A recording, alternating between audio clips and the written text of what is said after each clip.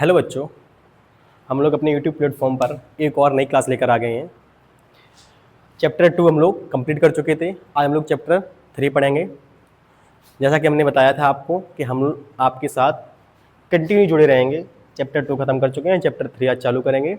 और कुछ गार्जियंस ने बोला था कि भैया आप पढ़ाते हो कि बच्चे हमारे लेट कर पढ़ रहे हैं। आप लोगों को ऐसा नहीं करना है, कॉपी पेन लेकर बैठनी है और मेरे साथ कंटिन्यू पढ़ना है। जितने भी मैं क्वेश्चन लगाता हूँ आप क्वेश्चन बाय क्वेश्चन नोट करते रहिए। और कुछ टाइम बाद, जैसे ही आप 1 महीना 2 महीने बाद आपको अपने अंदर खुद इम्प्रूवमेंट समझ में आएगा कि हाँ, मतलब ऑनलाइन पढ़कर अब से सर से ऑनलाइन पढ़कर कैसा लगा, हमें कितना इम्प्रूवमेंट आया है, कितना इम्प्रूवमेंट नहीं आया है। ये नहीं है कि 2 दिन पढ़ लिया, अरे मुझे कुछ समझ में नहीं आ रहा है। बस जुड़े रहिए। जैसा कि नहीं होता है कि पिक्चर में स्टार्टिंग में देखोगे और तुरंत भाग जाओ, मतलब क्या रहेगा? निष्कर्ष तब निकलेगा ना, शुरू से लेके हमें एंड तक देखनी है, फिर देखनी है पिक्चर में कैसी लगी कैसी नहीं लगी। ऐसे ही है, एंजॉय करके पढ़ोगे तो बहुत अच्छा समझ में आएगा, अगर एंजॉय करके नहीं पढ़ोगे तो कुछ भी समझ में नहीं आएगा। बस जिम्मेदारी आपके ऊपर है कि पढ़ना आपको कैसे है। अगर आप बर्डन समझ के पढ़ोगे, नहीं अरे यार ठीक है पढ़ना ही है, तो आपको बिल्कुल समझ में नहीं आएगा। और गणित है, गणित एक सब्जेक्ट है, बहुत इंटरेस्टिंग सब्जेक्ट है। जितना आप पढ़ोगे, जितना आप इंटरेस्ट लेकर पढ़ोगे, उतना आपको और अच्छा समझ में आएगा। अगर इंटरेस्ट लेकर नहीं पढ़ोगे तो बोरिंग सब्जेक्ट लगेगा। कुछ बच्चों को ये गणित से डर भी लगता है, जैसा कि ऐसा कुछ है नहीं, बहुत ही इजी सब्जेक्ट है। बस आप लोगों को मन बनाना है कि नहीं मुझे पढ़ना है, कैसे भी पढ़ा है मुझे पढ़ना है, बहुत अच्छे से पढ़ना है, तो आपको ये मान लो कि बहुत सरल लगेगा। ठीक है, तो आ जाइए हम लोग, जैसे कि चैप्टर नंबर 3 है, 2 चर वाले रैखिक समीकरण योग। ठीक है, आ जाइए, इसकी कुछ कंडीशनें हैं वो हम आज लिखेंगे कि पहली कंडीशन क्या है, a1 upon a2 does not equal to b1 upon b2, does not equal to b1 upon b2। रेखाएं, अब C1 डज नॉट में हो या इक्वल में हो कोई मैटर नहीं करता है। रेखाएं प्रतिच्छेदी हैं। रेखा कैसी है? प्रतिच्छेदी है, प्रतिच्छेदी है। और इन्हें बोलते हैं संगत है, और इन्हें क्या बोलते हैं? संगत है। और इन्हें क्या बोलते हैं? अद्वितीय हल है। क्या है? अद्वितीय हल है, अद्वितीय हल है। इनकी 3 कंडीशन होती हैं। एक होती है, ये कंडीशन कब कब फॉलो करती है, जब तुम्हारे क्वेश्चन में बोले रेखाएं प्रतिच्छेदी हैं, दूसरी कंडीशन बोले संगत है, और तीसरी कंडीशन में अद्वितीय हल है। ये तीनों कंडीशन में ये कंडीशन फॉलो करती है। अगली कंडीशन आती है हमारी a1 upon a2 equal to b1 upon b2 does not equal to c1 upon c2, does not equal to c1 upon c2। अब इसमें क्या करेंगे, जब रेखाएं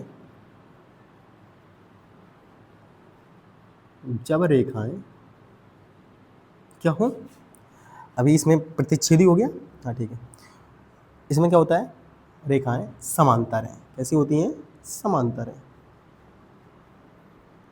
जब दो a1 अपॉन a2 बराबर b1 अपॉन b2 और c1 upon c does not equal to हो जाए, तब रेखा कैसी होती हैं? समांतर होती हैं और असंगत होती है। कैसी कंडीशन होती है? असंगत।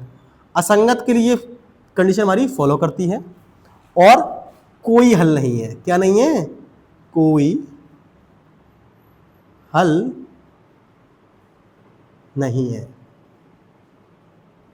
कोई हल नहीं है। जब हमारे पास अगर कोई बोल दे कि कोई दो समीकरण दे देंगे या 2 इक्वेशन दे देंगे, तो उन इक्वेशनों के बाद बोल दिया जाएगा कि इनका कोई हल नहीं है, P का मान ज्ञात कीजिए। इनका कोई हल नहीं है, C का मान ज्ञात कीजिए। इनका कोई हल नहीं है, D का मान ज्ञात कीजिए। ठीक है, ऐसे ही इनका कोई हल नहीं है, A का मान ज्ञात कीजिए।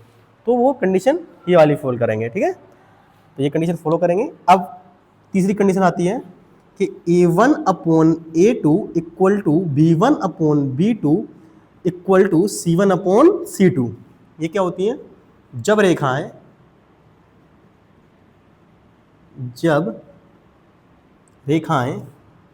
समपाती हो। कैसी हो बेटा? समपाती हो। और ये संगत के लिए ये भी फॉलो करती है, ये संगत होती है, ये भी करती है और ये भी करती है। और अपरिमित रूप से अनेक हल होते हैं। इसमें क्या होती है कंडीशन बेटा? अपरिमित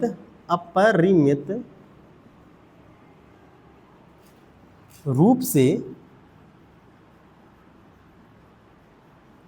अनेक हल होते हैं, अनेक हल होंगे, उसकी कंडीशन फॉलो करती है। जब बोले कि अनेक हल होंगे, ओनली बोले अनेक हल होंगे या अपरिमित रूप से अनेक हल होंगे, तो ये वाली कंडीशन फॉलो करती है। ठीक है, जैसा कि हमने तीनों कंडीशन लिखवा दी हैं, प्रतिच्छेदी के लिए भी, संगत के लिए भी हो, अद्वितीय हल के लिए हो गए। अब ऐसा तो करते नहीं कि प्रतिच्छेदी के लिए लिखवाते, फिर दोबारा हम संगत के लिए लिखवाते, फिर हम रिपीट करते अद्वितीय हल के लिए। तो रिपीटेशन ज़्यादा अच्छा, इससे अच्छा कि एक ही बार में तीनों कंडीशन फॉलो कर लो। प्रतिच्छेदी, संगत, अद्वितीय हल, समांतर, असंगत, कोई हल नहीं, संपाती, संगत, अपरिमित रूप से अनेक हल होंगे। ये तीनों कंडीशन आपको पढ़नी है और बहुत अच्छे से, बहुत कायदे में पढ़ेंगे।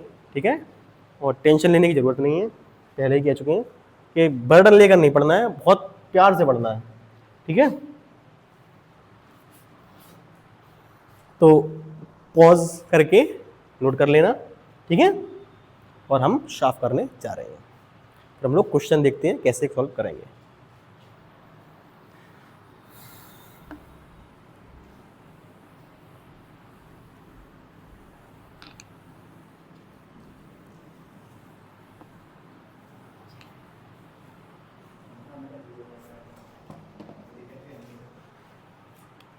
Question number 5x 4/8 plus 4y plus 8 बराबर 0। फिर क्या है? 7x प्लस 6y माइनस 9 बराबर 0। 7x माइनस 6y 9 बराबर प्लस 9 है, प्लस 6y माइनस 9 बराबर 0, प्लस 6y माइनस 9 बराबर 0। ठीक है, ये वाला क्वेश्चन है। ठीक है, और ये क्वेश्चन इंपॉर्टेंट भी है, इस टाइप क्वेश्चन आ भी जाते हैं एग्जाम में कि दो कहने दी जाएंगी। और इसमें बोला गया है कि तुलना a1/a2 कॉमा b1/b2 और c1/c2 से तुलना कीजिए और समीकरण योग में इसमें ये पूछा गया है कि समीकरण योग में याद कीजिए और रेखाएं संगत हैं, संगत बोला गया है नहीं, प्रतिच्छेदी हैं, समांतर हैं या अथवा संपाती हैं। इसमें मुझे ये निकालना है कि प्रतिच्छेदी हैं, क्या चेक करना है इसमें? प्रतिच्छेदी हैं या समांतर हैं या संपाती हैं। हमें ये चीज चेक करनी है कि तीनों में से कौन सी कंडीशन इसमें फॉलो कर रही है, इन समीकरण में कौन सी कंडीशन फॉलो कर रही है। देखो, अगर ये 2 नंबर या 4 नंबर क्वेश्चन आए तो हम विधिवत रूप से चलेंगे, अगर ये 1 नंबर में क्वेश्चन आए तो उसके लिए भी तरीका है, टेंशन नहीं लेने। पहले हम लोग कॉन्सेप्ट से बड़े कायदे में चलेंगे जब बड़ा क्वेश्चन आए। ठीक है, तो हम लोग ये समीकरण नंबर फर्स्ट, ये समीकरण नंबर सेकेंड। ठीक है, तो समीकरण फर्स्ट को रैखिक समीकरण होता है। रैखिक समीकरण सभी बच्चों को पता होगा क्या होता है? ax plus B Y plus C बराबर 0। ये क्या होता है बेटा? रैखिक समीकरण। ये क्या होता है बेटा? रैखिक समीकरण। तो ये तो सभी बच्चों को पता होगा, ये 7-8 की कहानी है। ठीक है, तो हम लोग 9th-10th में पढ़ रहे हैं तो इतना तो उम्मीद मांग चलते हैं, ये रैखिक समीकरण आपको आता होगा। और नहीं आता हो तो याद कर लेना, ax plus B Y plus C equal to 0। द्विघात समीकरण क्या होता है? ax square plus bx plus C बराबर 0। वो द्विघात समीकरण होता है, ये रैखिक समीकरण है। तो समीकरण फर्स्ट को ax plus B Y plus C बराबर 0 से तुलना करने पर क्या करेंगे? तुलना करने पर। ठीक है, अच्छा हमारा समीकरण क्या है? ये फर्स्ट, तो यहाँ क्या लगा देंगे? 1 1 1। ठीक है, अब बस हम तुलना कैसे करेंगे ये चेक करेंगे कि भैया तुलना कैसे करेंगे। तो हम लोग ये देखेंगे x की जगह पे हमारे समीकरण फर्स्ट यही तो है, ये तो हमारा सेकंड है। ये क्या है बेटा? सेकंड। और फर्स्ट कौन सा है? 5x माइनस के 4y प्लस 8 इक्वल टू 0, समीकरण नंबर फर्स्ट। और समीकरण सेकंड क्या है? 7x plus 6y minus 9 equal to 0, minus 9 equal to 0। ठीक है, तो हम लोग क्या चेक करेंगे कि x की जगह पे हमारे पास x है। हाँ, समीकरण फर्स्ट में x है, तो A1 की जगह पर क्या लिखा है? 5। क्या लिखा है? क्या लिखा है बेटा? A1 की जगह पे बताइए 5। क्या लिखा है? 5। तो A1 इक्वल टू 5। अब बाई की जगह पर बाई लिखा है, हाँ लिखा है। तो B1 की जगह पर क्या लिखा है? 4। क्या लिखा है? 4। माइनस को हम लोग चिन्ह सहित लिखेंगे, जबकि हम प्लस चिन्ह सहित नहीं लिखते हैं। ठीक है, प्लस चिन्ह नहीं लगाओ, लेकिन माइनस चिन्ह को हम लोग चिन्ह सहित लिखेंगे। अच्छा, बाई के बाद हमारा देखो सी आता है, इसमें देखो कहीं जेड वेड तो है नहीं, तो सी को हम पूरा का पूरा लिखते हैं, comma C1 equal to 8। C1 equal to 8। ठीक है, चलो उम्मीद है इतनी ये वाला स्टेप आपको समझ में आया होगा सही बच्चों को। अगर नहीं समझ में आई तो पीछे से दोबारा बैक करना, ठीक है, और दोबारा चेक करना कि x की जगह पे हमारे पास x है, A1 की जगह पर क्या है? 5। बस रिप्लेस जगह चेंज करनी है कि हमारे इस प्लेस पर ये A1 है, इस प्लेस पर क्या है हमारा 5, यहाँ पर इस प्लेस पर क्या है B1, इस प्लेस पर क्या है -4, C1 यहाँ पर है और C1 की जगह पे देखो बाई के बाद जो कुछ भी वो सब किसका मान होता है? C का। बाई के बाद जो भी मान चिन्ह में प्लस में या माइनस में, किसका मान होता है बेटा? C का मान होता है। किसका मान होता है बेटा? C का। आ जाइए अब हम चेक करेंगे। अब यही इसी प्रकार ये करेंगे और इसी प्रकार ये अगला क्वेश्चन करेंगे। तरीका समीकरण सेकेंड को या सेकेंड की तुलना, सेकेंड पूछे बस ऐसे कर दो, ax plus B Y plus C equal to 0 से तुलना करने पर। ठीक है, अच्छा समीकरण सेकेंड है तो क्या लिखते हैं बेटा? 2 2 2। ठीक है, अगर सेकेंड है तो सेकेंड सेकेंड सेकेंड, थर्ड मतलब फर्स्ट था तो फर्स्ट फर्स्ट फर्स्ट, तो हमें सही करना है। अच्छा एक अब देखो सेकेंड समीकरण कहाँ है हमारा? यही तो है, ये क्या था हमारा? फर्स्ट। तो इस समीकरण में हमें चेक करना है कि x की जगह पर x है, हाँ है, A2 की जगह पर क्या है बेटा? 7। तो A2 की जगह पर क्या हो जाएगा? 7। बाई की जगह पर बाई है, B2 की जगह क्या हो जाएगा? 6। B2 बराबर 6। यहाँ C2 की जगह क्या हो जाएगा बेटा? C2 की जगह पर बाई के बाद जो कुछ भी होता है किसका होता है? C का, वो माइनस के 9। उम्मीद है ये आपको प्रोसेस समझ में आई होगी, यहाँ तक समझ में आई होगी। यहाँ के बाद हम लोग जैसे कि बताया गया है किताब में कि A1 अपॉन A2, ठीक है, अतः A1 upon A2 equal to B1 upon B2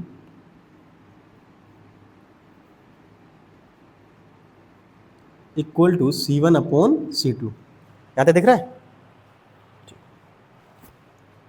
तो हमने कहा कि A1 का मान कितना है? 5, A2 का मान कितना है? 7, B1 का मान कितना है? -4, और B2 का मान कितना है? 6, और C1 का मान कितना है? 8, और C2 का मान कितना है? -9। अब हम लोगों को ये चेक करना है कि तीनों आपस में बराबर हैं। अगर तीनों बराबर होते तो हमारी कंडीशन क्या हो जाती? समपाती। क्या हो जाती? समपाती। अगर दो बराबर होते, एक बराबर नहीं होता तो क्या हो जाती? समांतर। अगर पहला ही बराबर ना हो तो क्या हो जाएगा? प्रतिच्छेदी। तो बताइए हमारा ये पहला ही बराबर है? ये तो पहला ही बराबर नहीं है। 5/7 के बराबर ये कभी हो नहीं सकता, पॉसिबल ही नहीं है। 2 से काटेंगे, 2 दूनी 4, 2 3 6, तो भी बराबर नहीं हो रहा है। बराबर हो रहा है? नहीं हो रहा है। तो लिखेंगे अतः रेखाएं कैसी हैं? प्रतिच्छेदी हैं। कैसी हैं? प्रतिच्छेदी हैं। ठीक है, उम्मीद है ये क्वेश्चन आपको समझ में आया होगा। आप लोग नोट कर लीजिए, फिर हम इसका बढ़िया शॉर्ट तरीका बताएंगे, जैसा कि हम लोग डायरेक्ट करेंगे। ठीक है, अगर 1 नंबर में आए तब भी इतना बड़ा करेंगे, तब इतना बड़ा करने की कोई ज़रूरत नहीं है, तब बहुत ही शॉर्ट में करेंगे, बहुत अच्छे से करेंगे। ठीक है, पहले नोट कर लीजिए ये पूरा प्रोसेस है। अगर 2 नंबर में, 4 नंबर में, 3 नंबर में आता है तो हम लोगों को यही करना है, तो वो तरीका नहीं लगाना है। ठीक है, अगर ऑप्शन में आ जाए, बाय द चांस आ जाता है, 2 कंडीशन दी गई, बताइए कौन सी कंडीशन है फॉलो कर रही है, तो हम लोग इस तरीके से करेंगे, फिर इस तरीके से नहीं जाएंगे। ये होती है एकदम बढ़िया, एकदम मेंटोस जिंदगी, एकदम ये बढ़िया तरीके से आम तरीका से सॉल्व करोगे। अब देखो कितने प्यार से करते हैं अभी सॉल्व। समीकरण क्या है हमारा, 5x माइनस के 4y प्लस 8 बराबर 0। ये क्या है, 7x प्लस 6y माइनस के 9 बराबर 0। इसमें बस कुछ नहीं करना है, बस आगे की संख्या उठाओ। ये संख्या है 5, उठा ली। नीचे संख्या लिखी है तो बटे में लिख दो, बराबर चिन्ह लगा दो। माइनस की संख्या लिखी है, उठा लो। ये नीचे 6 है, उठा लो। ये 8 है, उठा लो, नीचे उठा लो, बस हो गया। देखो ये संख्या थी, डायरेक्ट आ गई। 2 दूनी 4, 2 तिया 6, ये तो कट ही नहीं रहा है, नहीं कट रहा है ना किसी से, बस खत्म। पहले ही नहीं हो रहा, बराबर हो रहा है, तो क्या हो गया, डायरेक्ट प्रतिच्छेदी। डायरेक्ट क्या हो गया, प्रतिच्छेदी। एक नंबर में आए तो ऐसे ही करना है, इस प्रोसेस से फिर नहीं जाना है, ठीक है। तो ये हम लोगों की एकदम बढ़िया, एकदम मेंटोस जिंदगी, ये है हम लोगों की आम जिंदगी। ये आम तरीका से है, ये एकदम बढ़िया ट्रिक तरीके से। डायरेक्ट उठा लो, बस बटे बटे चिन्ह लगा दो इसमें, और चिन्ह सहित उठाना बस। अब माइनस का है तो लेना है, और प्लस का है तो नहीं लेना है, ठीक है। फिर अगला क्वेश्चन हम लोग अगला क्वेश्चन करेंगे।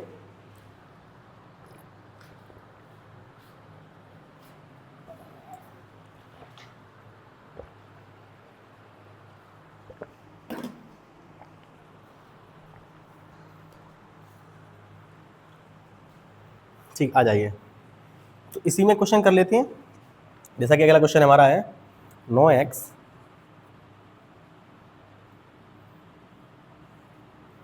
3y 18, ठीक है। 3 12 18 6 24 12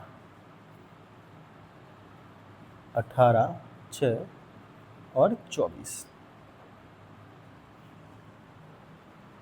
ठीक है। तो इस समीकरण को सॉल्व करेंगे हम लोग, आ जाइए। तो ये दूसरा क्वेश्चन है। तो ये तो आप लोग चाहोगे तो कर सकते हो, लेकिन हम बता दे रहे हैं, फिर भी बहुत इजी है, ज़्यादा टफ नहीं है, ठीक है। आ जाइए, हम लोग करते हैं। इजी था इसलिए हमने सबको साफ नहीं किया कि फिर बार बार क्यों यही चीज़ लिखो और लंबा करो, वीडियो को और बढ़ाओ। इससे अच्छा जल्दी जल्दी करते हैं।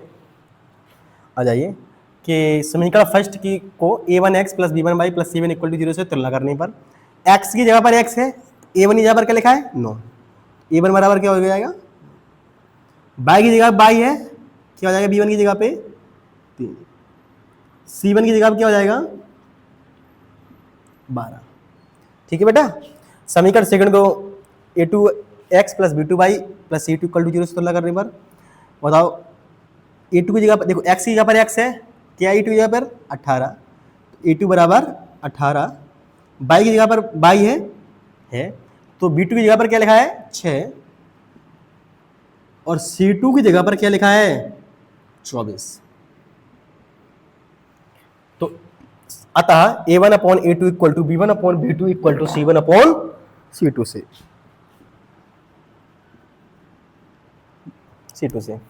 तो a1 का मान कितना है 9 अपॉन a2 का मान कितना है 18 बराबर b1 का मान कितना है 3 और b2 का मान कितना है 6, c1 का मान कितना है 12, c2 का मान कितना है 24। 9 एकम 9, 9 दूनी 18, 3 एकम 3, 3 दूनी 6, 12 एकम 12, 12 दूनी 24। जैसा कि हमारा आ गया निकल के, क्या निकल के आ गया है, इधर देखते हैं, इधर करवा देते हैं। क्या निकला 1/2 बराबर 1/2 बराबर 1/2। तीनों हमारे बराबर हो गए। जब तीनों बराबर हो जाए तो हमारी कंडीशन क्या फॉलो करेगी, लिखवाया हमने, अपरिमित रूप से अनेक हल होंगे, संपाती होंगी, और क्या होगा संगत होंगी। लिखोगे अतः रेखाएं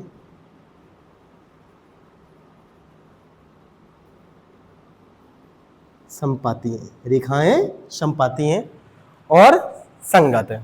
रेखाएं संपाती हैं, नहीं आ रहा है यहां तक आ रहा है तो लिख लेना आप लोग, सभी लोग, ठीक है। नीचे दिख नहीं रहा है तो अतः रेखाएं संपाती हैं, तो तीनों बराबर हो गए तो हमारी ये कंडीशन फॉलो कर जाएगी। क्यों बुला रही हैं, ठीक है। इसको हम लोग करेंगे अपने शॉर्ट तरीके से, बहुत सिंपल है। बता भी चुके हैं 9x प्लस 3y बराबर प्लस 12 बराबर 0, 18x प्लस 6y प्लस 24 बराबर 0। और तो हम लोग क्या कैसे करेंगे बताइए, आगे की संख्या उठा लो, 9/18, 3/6, 12/24। कोई बच्चा पहले सोच रहा होगा कि पता नहीं क्यों भैया ने बराबर बराबर तो कभी पॉसिबल ही नहीं है, जैसे ये है, ये बराबर तो है ही नहीं। अरे ये बराबर नहीं है तो पहले काट के देखो शायद बराबर हो जाए। ये बराबर हो नहीं सकता कभी। अरे क्यों नहीं होगा, देखो आगे, 9 एकम 9, 9 दूनी 18, 3 एकम 3 दूनी 6, 12 एकम 12 दूनी 24। तो 1/2 इक्वल टू 1/2 इक्वल टू 1/2 हो गई तीनों बराबर। क्या होगा, अतः रेखाएं कैसी है बेटा, समपाती हैं। कैसी होंगे, समपाती हैं। अतः रेखाएं समपाती हैं। तो उम्मीद है आपको ये तरीके समझ में आए होंगे। एक तरीका और बचता है समांतर का। किसका बचता है, समांतर का, कि जिसमें दो बराबर होंगे और एक बराबर नहीं हो। जैसे इसमें ही देख लेते हैं कि हमें 12 की जगह पे 6 होता, क्या होता, 6 12 की जगह पे 6, तो 6 से मल्टीप्लाई करेंगे तो 6 4 जाए 24, तो 6 चौको 24 या 6 4 जा 24। तो यहाँ पर 1/4 हो जाएगा। क्या हो जाएगा, 1/4। तो दो आपस बराबर हो जाएंगे, ये 1/2 इक्वल टू 1/2 बराबर हो जाएंगे। तो ये बराबर नहीं होगा तो डज नॉट इक्वल टू हो जाएगा। ठीक है, तो उम्मीद है ये क्वेश्चन आपको समझ में आ रहा होगा। वैसे और अगर किसी बच्चे को दिक्कत होगी तो वो समझ सकता है, या फिर बोल दे, कमेंट कर दे कि भैया ये समझ में नहीं आ रहा है, इस टॉपिक को बता दीजिए, तो टॉपिक दोबारा से फिर से रिवाइज करवा दिया जाएगा। ठीक है, वैसे कोई दिक्कत नहीं आएगी, जितना मैं पढ़ा रहा हूँ उतना आपको मान लो कि बहुत श्योर, मतलब चाहते तो हम इस तरीके से भी करवा सकते थे कि अरे देखो ट्रिक से लो, ट्रिक से पढ़ाते हैं, ये करते हैं वो करते हैं, लेकिन पहले हम लोग कॉन्सेप्ट से विधिवत रूप से कोई बोल ना पाए कि नहीं भैया बोर्ड में नंबर ही नहीं आएंगे। इस तरीके से करो ना, जब एक नंबर का आ जाए तो हम लोग इस तरीके से करेंगे। ठीक है, आ जाइए, जैसे कि एक दो क्वेश्चन और देखते हैं हम लोग। उन क्वेश्चनों को देखेंगे अब जिनमें मान निकाले जाते हैं। आ जाइए, जैसा ही क्वेश्चन है cx प्लस 3y, अच्छा क्वेश्चन है, बराबर c माइनस 3। ये दो क्वेश्चन बहुत अच्छे, एक क्वेश्चन है बहुत अच्छा है, ये आप लोग करेंगे। चलो पूरी साफ कर दे रहे हैं। ठीक है, तो इससे आपको बार बार जब आप लिखोगे, आप भी लिखोगे बार बार, तो आपका भी रिवीजन हो जाएगा। ठीक है, ये क्वेश्चन है cx प्लस 3y बराबर, क्वेश्चन क्या है, cx प्लस 3y बराबर c माइनस के 3, 12x प्लस cy बराबर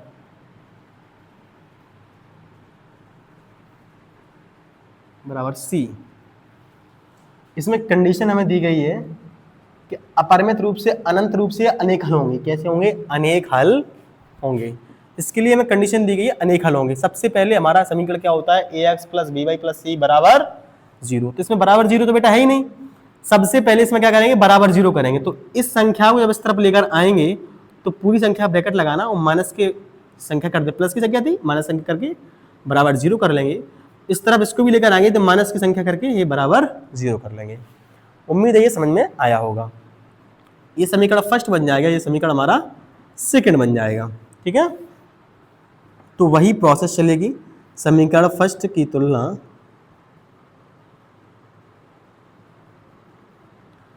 a1x plus b1y plus c1 equal to 0 से करने पर तो करिए समीकरण फर्स्ट की तुलना। तो x का मान x है, तो यहाँ पर a1 की जगह पर क्या लिखा है, c। a1 का मान क्या लिखा है, c। ठीक है, तो b1 का मान कितना लिखा है, 3, और c1 का मान कितना लिखा है, माइनस के c माइनस के 3। ये पूरी वैल्यू लिख लेंगे हम। अगर माइनस अंदर प्रेस कर देंगे तो माइनस का c हो जाएगा, माइनस प्लस का 3 हो जाएगा। ठीक है, तो समीकरण सेकेंड की तुलना a2x plus b2y plus c2 equal to 0 से करने पर करिए। तो आते हैं करते हैं। तो x की जगह पर x लिखा है, a2 की जगह पर क्या लिखा है 12, a2 बराबर 12 है। y की जगह पर y लिखा है तो b2 की जगह पर क्या लिखा है c, तो b2 बराबर c और c2 बराबर क्या होगा माइनस के c। तो इसमें कंडीशन हमें दी गई है अनंत रूप से या अपरिमित रूप से, बात एक ही होती है, ठीक है, नहीं अनंत और अपरिमित एक ही होता है, ये पता होगा आप। अनंत इन्फिनाइट बोले या अपरिमित मतलब इन्फिनाइट ही होता है, ठीक है। अनंत रूप से या अनंत अनेक हल होंगे, ठीक है, लिख दो अनेक, इतना ही लिखो अनेक हल होंगे। क्या अनंत अनंत लिखते करो, अनेक हल होने के लिए। अनेक हल होने के लिए कंडीशन तो क्या होती है, कंडीशन लिखवाई दी है मैंने, कौन सी कंडीशन फॉलो करती है अनेक हल होने के लिए, a1 upon a2 equal to b1 upon b2 equal to c1 upon c2, ठीक है,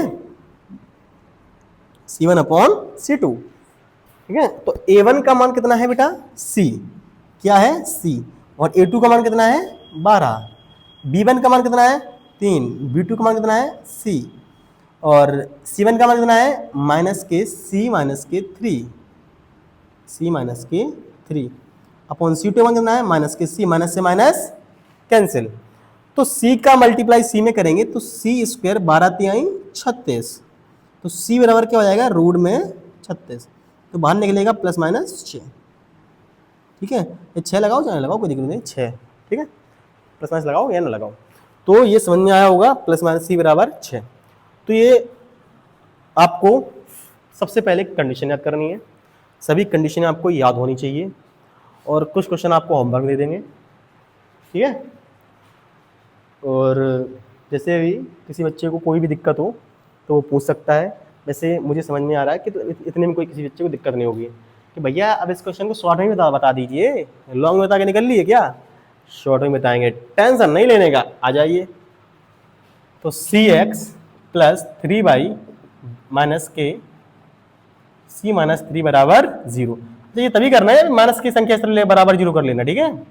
12x plus c by minus के c बराबर 0, कंडीशन क्या बोली थी मैंने, ये तीनों क्या कर लो, c बटे 12 बराबर 3 बटे c बराबर माइनस के c माइनस के 3 बटे माइनस के c।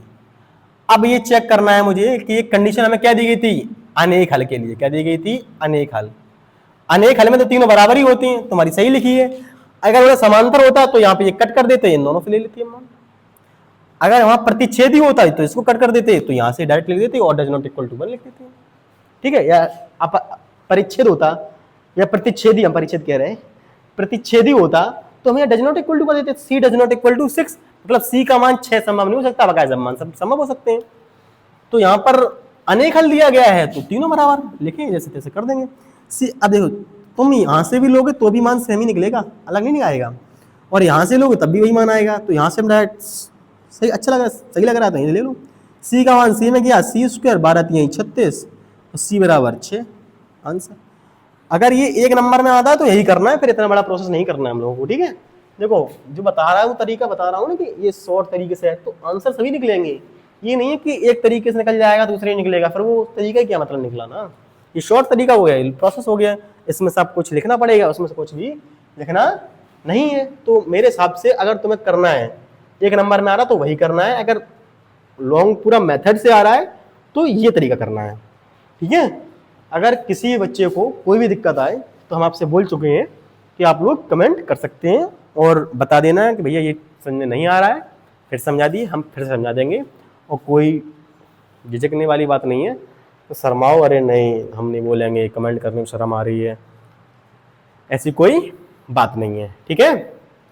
तो उम्मीद है ये चैप्टर 3 का ये पहला टॉपिक है जो कि हमने समझा चुके हैं। फिर आते हैं हम लोग समीकरण बनाएंगे, जैसे करेक्ट समीकरण जैसे लिखा है ना 2 चर वाले रेखीय समीकरण योग, तो योग में आप पेयर लेकर चलेंगे जो कि थ्योरी वाले क्वेश्चन होंगे, हमारे क्या होंगे, थ्योरेटिकल क्वेश्चन होंगे। तो उसमें हम लोग, आप लोग किताब लेकर ही बैठना, क्वेश्चन नंबर डाल के आप लोगों को किताब लेनी है और क्वेश्चन करने हैं। ठीक है बच्चों, आज के लिए इतना ही रखते हैं, हम लोग मिलते हैं नेक्स्ट क्लास में। और कोई भी दिक्कत हो तुरंत पूछिए और टेंशन नहीं लेने का, और कोई भी दिक्कत हो आपके लिए अभिषेक सर खड़े हैं हमेशा के लिए। ठीक है, चलिए धन्यवाद।